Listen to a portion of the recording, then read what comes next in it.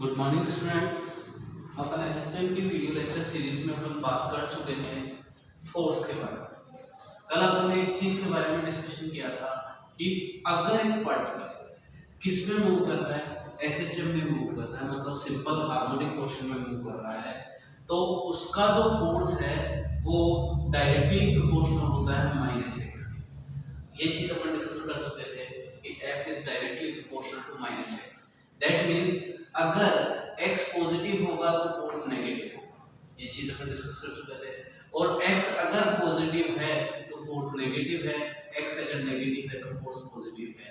इसका मतलब जिधर डिस्प्लेसमेंट होगा उसके अपोजिट डायरेक्शन में क्या लगेगा, फोर्स लगेगा। मतलब हमेशा वो मीन पोजीशन की तरफ लगेगा। मतलब अगर डिस्प्लेसमेंट पॉजिटिव है तो फोर्स इधर लगेगा, और अगर डिस्प्लेसमेंट नेगेटिव है तो फोर्स इधर लगेगा। मतलब always try to move the या always try to pull the object towards the mean position.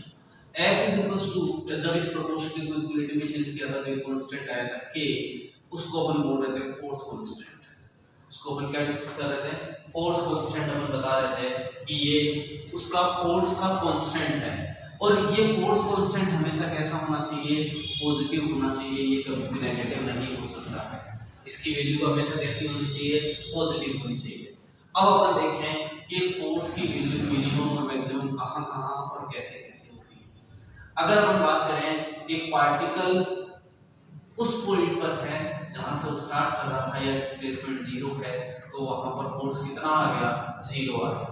मतलब एक ऐसा पॉइंट जहां पे फोर्स 0 हो जाता है, वहां पर फोर्स 0 हो जाता है, उसको अपन बोल देते हैं मीन पोजीशन या इक्विलिब्रियम पोजीशन, या उसको क्या बोला जाता है, इक्विलिब्रियम पोजीशन। मतलब वो पॉइंट जहां पर फोर्स 0 हो गया, वो पॉइंट जहां पर फोर्स कितना हो गया, 0 हो गया, उस पॉइंट को अपन क्या बोल देते हैं, मीन पोजीशन या इक्विलिब्रियम पोजीशन बोल देते हैं। और फोर्स मैक्सिमम कहां पर होता है, एक्सट्रीम्स पर। एक्सट्रीम मतलब जहां पर वो जाकर रुक गया है। मतलब इधर जितनी दूर गया वो प्लस है, नेगेटिव डायरेक्शन में जितनी दूर गया वो माइनस है। मतलब ये जो इन दोनों का मिड पॉइंट है, उससे इधर और इधर जितनी वो मैक्सिमम डिस्टेंस कवर कर सकता है, उसको अपन क्या बोलते हैं, एक्सट्रीम बोलते हैं। उस एक्सट्रीम पे जाने के बाद मैक्सिमम डिस्प्लेसमेंट आ जाता है, मतलब x की वैल्यू मैक्सिमम हो जाती है। मतलब अगर वो इधर जाएगा तो F -ka आएगा। माइनस डायरेक्शन बता रही है कि अगर आप पॉजिटिव डिस्प्लेसमेंट में हो तो डायरेक्शन किधर होगी, नेगेटिव डायरेक्शन में होगी।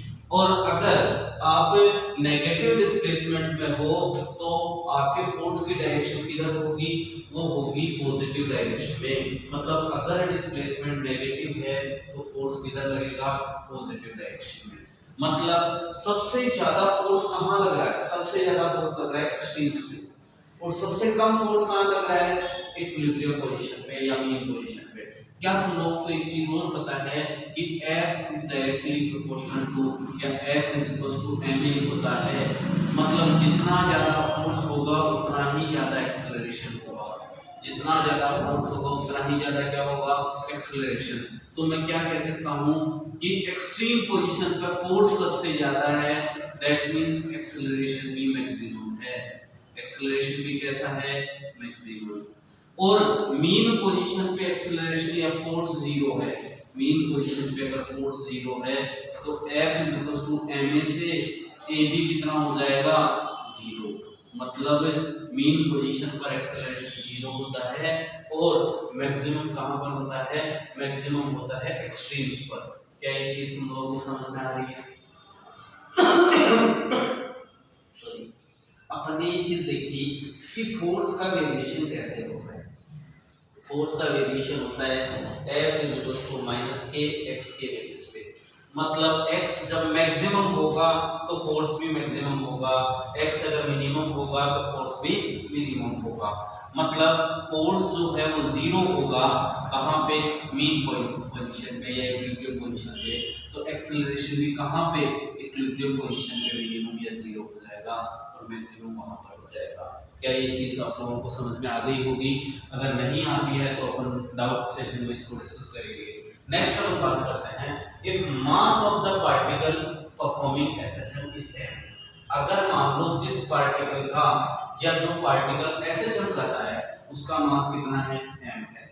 अगर उस पार्टिकल का मास m है तो क्या अपन F ma लगा सकते हैं?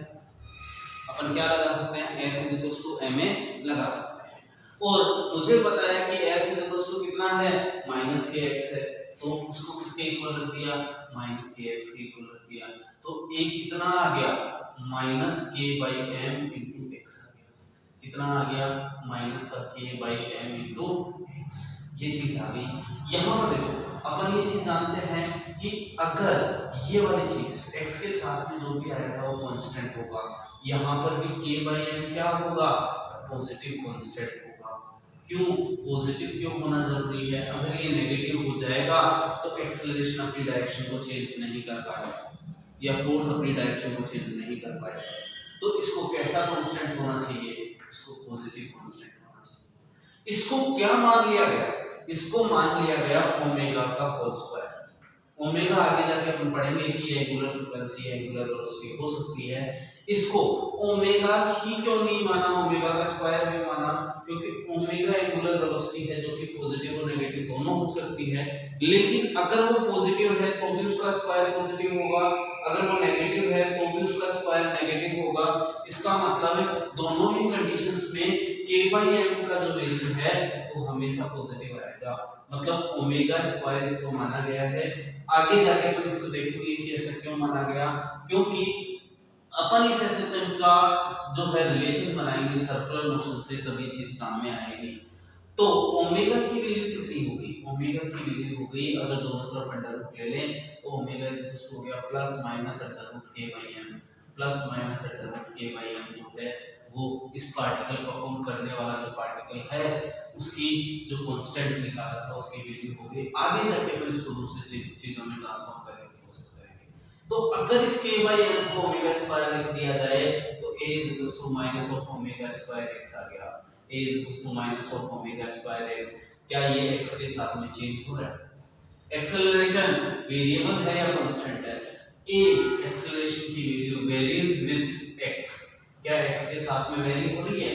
क्या x अगर 0 होगा तो एक्सेलरेशन भी 0 होगा? अगर x 0 है तो एक्सेलरेशन भी कितना है, 0।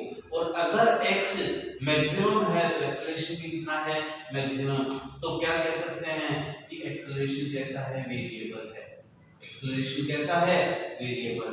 अगर एक्सेलरेशन वेरिएबल है तो क्या अपन इक्वेशंस ऑफ मोशन जो हैं, क्या अगर अपन इक्वेशंस ऑफ मोशन के बारे में बात करें तो अपन उनको अप्लाई नहीं कर सकते, क्योंकि जो equations of motion v u + at होती है, s ut + आपको v² होती है, उनकी एक कंडीशन होती है कि एक्सेलरेशन की वैल्यू क्या होनी चाहिए, वहां पे कांस्टेंट होनी चाहिए, तभी वो अप्लाई होती है, अदरवाइज वो अप्लाई नहीं होती है।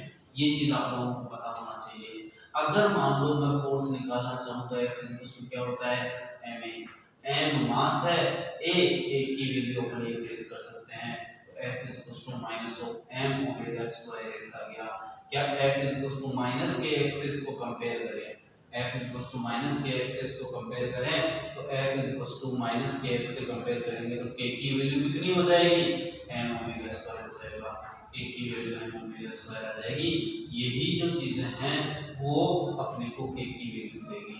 अगर आपको k की वैल्यू पता करनी है तो m ओमेगा² k की वैल्यू होगी। क्या आप लोगों को इतना समझ आया होगा? अगर इतना आपको समझ आता है तो अपन आगे इसको कंटिन्यू करेंगे, और उसके बाद में अगर इतना थोड़ा बहुत दिक्कत रहती है तो अपन इसको क्या करेंगे, डाउट सेशंस में क्लियर करने की कोशिश करेंगे।